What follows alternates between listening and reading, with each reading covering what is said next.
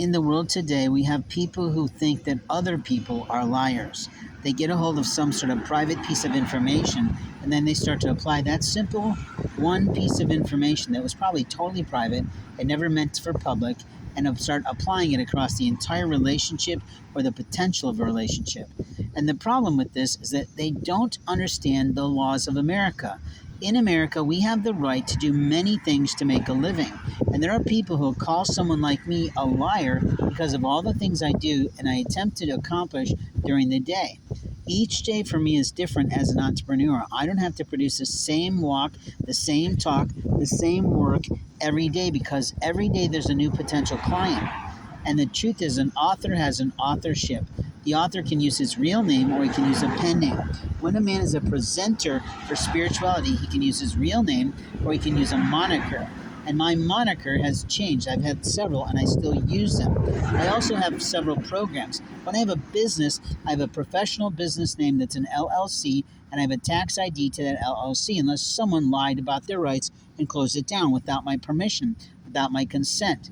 But every program I have is something that feeds intellectually in property rights and copyrights to my program. So if I posted a name in a paragraph, and I did long time ago for some things to talk about my different programs, every single name belongs to me, not to you because you want to borrow it or use it or sell it. You don't have the right to do that. You're a foolish child if you think you have the right to take someone else's name and play with it.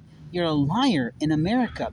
You see, I have copyright on everything I write as an author, as a playwright, as a journalist, as a reporter.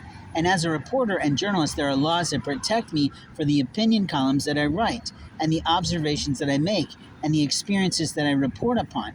At no time do you have the right to interfere with me. At the same time, as a priest, a pagan priest, which is technically true, I also carry 2 minister's licenses that are not open to you. I'm not showing you those things. Now, you might find them elsewhere on me, but that's your right to serve me with some sort of paper that I'm lying to you. I actually wrote the paragraphs, I wrote the thesis, I wrote over the hell it was to get those minister's license. So you can't tell me that I'm not a minister. And the truth is, under the faith of any religion, especially a Christian religion, it says we all have the right to be ministers. You know how many people have approached me in the streets here telling me that they were pastors and, oh, great, where's your church? And like, oh, well, we're all ministers for God. And they're like, okay, you're an evangelist. I get that.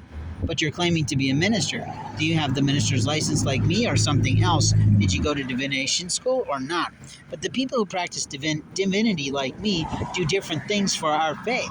We have a different way to worship the God. It doesn't mean that we don't know who Jesus Christ is. It just means we don't like Christians. At least I don't. Because every single one of you wants to piss all over me for my faith practice with the Holy Ghost, which is promised to us through the Bible, the Quran, and other works on God.